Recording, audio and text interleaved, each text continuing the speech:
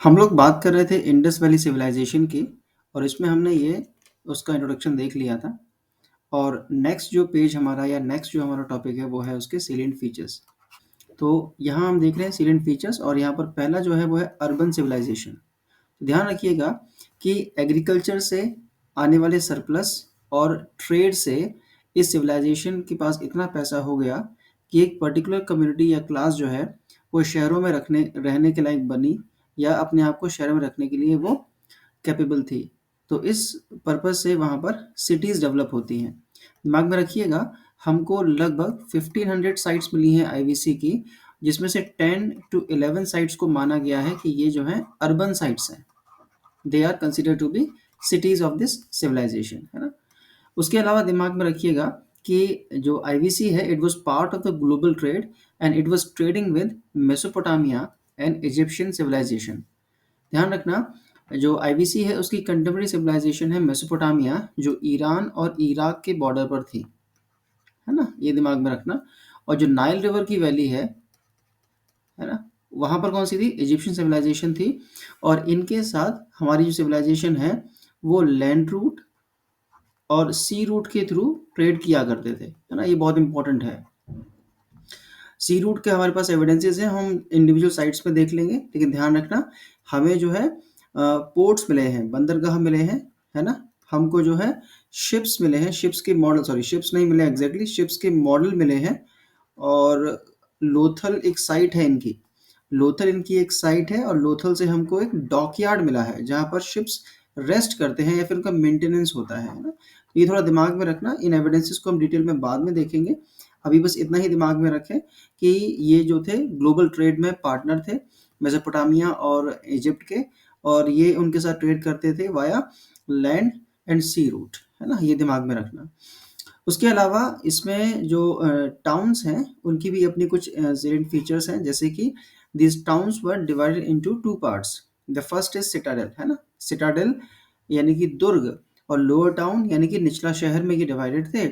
Lower town में क्या होता होगा, लोअर टाउन में जो रूलिंग क्लास है वो लोग रहते होंगे, है ना। और रूलिंग क्लास अगर वहाँ रहेगी तो वहाँ पर पब्लिक बिल्डिंग्स आपको नजर आ जाएंगी। और जो लोअर टाउन है, सॉरी सिटाडेल में आपको पब्लिक बिल्डिंग्स नजर आ जाएंगी, और जो लोअर टाउन है वहां पर आपको नजर आएंगे कॉमन पीपल, वो लोग जो एडमिनिस्ट्रेशन में पार्ट नहीं लेते या हिस्सा नहीं लेते। These people were living in common, these people were living in lower town. तो ये दिमाग में रखना। इसके अलावा ये भी दिमाग में रखिएगा कि जो सिटीज हैं they are protected by a protective wall.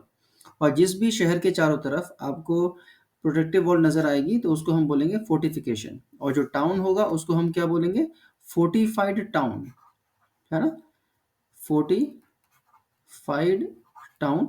और इसका पर्पस ये होता था क्योंकि ये शहर जो थे वो नदियों के किनारे थे, तो जो बाढ़ आती है हर साल मानसून के सीजन में, उसके पानी को शहर में आने से रोकने के लिए भी ये काम करती थी। और दूसरा क्या, इस सिविलाइजेशन के जो शहर थे उसके आसपास अदर कल्चर के लोग रहते होंगे जो इन पर अटैक करते होंगे, तो उनसे भी डिफेंड इनको करना पड़ता था अपने शहरों को। जैसे आपने बाहुबली मूवी में देखा था कि जो कैपिटल है माहिष्मती की उस पर अटैक होता है और एक वॉर होती है, तो अदर कल्चर के लोग इन्वेजन ना कर दें, उससे भी डिफेंड आपको करना पड़ेगा ना।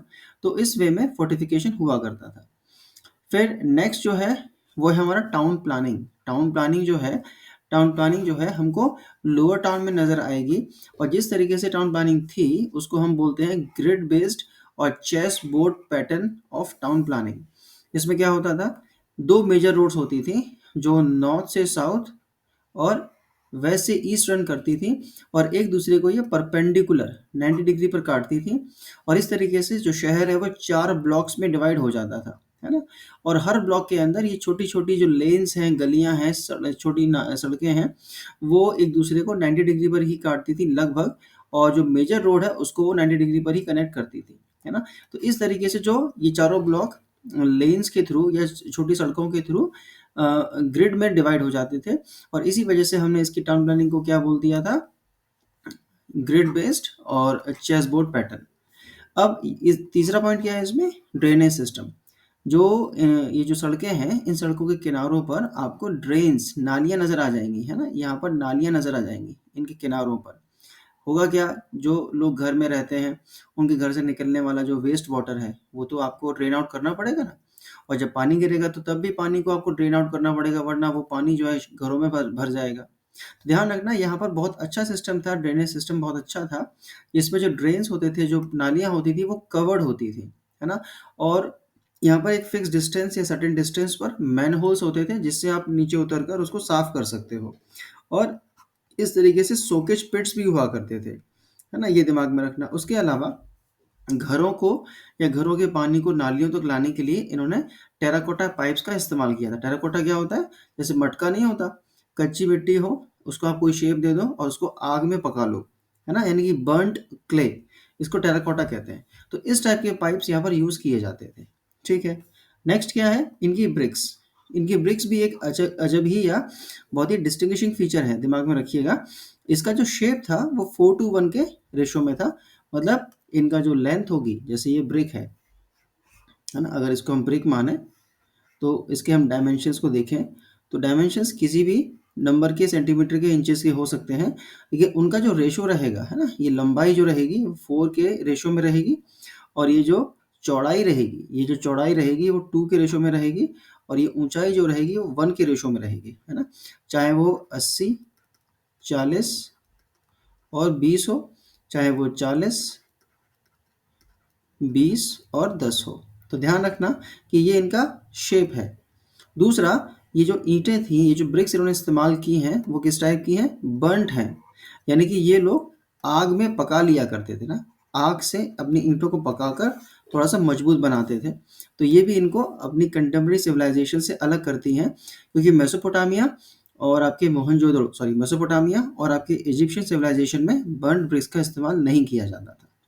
एक बहुत ही शानदार इनका जो फीचर है, वो है आपका क्या कहते हैं, स्क्रिप्ट, है ना?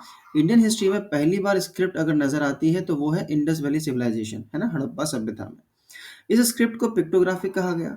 पिक्टोग्राफिक का मतलब क्या है कि हर सिंबल, एवरी सिंबल जो है ना, उसका एक मतलब है। जैसे आज की डेट में हम सिंबल यूज़ करते हैं ए, इसका सिंगुलरली कोई मतलब नहीं होता। लेकिन आपने अपने व्हाट्सएप मैसेजेस में देखा होगा इमोजीज़ होते हैं, और इमोजीज़ का एक मतलब होता है, एक मीनिंग होता है, पूरा का पूरा एक सेंटेंस होता है ना? तो ध्यान रखना, ये पिक्टोग्राफिक स्क्रिप्ट थी जिसमें हर सिंबल का अपना एक मतलब होता था। इसको कुछ हिस्टोरियंस ने बॉस्ट ऑफ ईडन कहा है। मतलब क्या, कि जब आप भी लिखेंगे इस स्क्रिप्ट को, कहीं पर भी लिखेंगे, तो हर ऑल्टरनेट लाइन में आप इसकी डायरेक्शन चेंज करते हुए चलेंगे, left to right, right to left, है ना? कुछ हिस्टोरियंस मानते हैं कि it was a boustrophedon, that is it was changing its direction in every alternate line. और सबसे जो प्रॉब्लमेटिक बात हमारे लिए है वो ये कि अभी तक हम इसको पढ़ नहीं पाए हैं। मतलब ये स्क्रिप्ट कैसी है हमारे लिए, वो अनडेसिफर्ड है ना? हम जिस दिन पढ़ लेंगे उस दिन हमको ये सिविलाइजेशन के बारे में बहुत कुछ पता चल जाएगा, है ना? Thank you. आई होप कि आपको पसंद आया होगा।